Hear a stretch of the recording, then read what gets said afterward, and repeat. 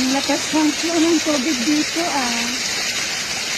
Pag walang ulan na malakas, walang tubig to. Aba, tuwang-tuwa yung dalawa. Nakakita sila ng playground. Lakas. Sarap ganito, mag-hike at mag-camping pag ganitong may tubig.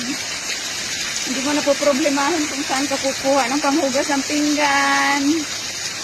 Ito talagang tubig na to is very clean siya from up the hill kasi ito I mean, walang mga dumi ng tao.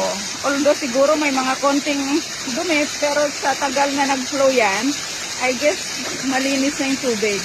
Kailangan mo lang siyang i-purify. Ganda naman! Nag-i-enjoy yung dalawa. You like it, honey? Huh? Huh? You want to swim here? Ayaw nang lumangoy kasi hindi maalat. Hey, Ace, honey, you like to swim here?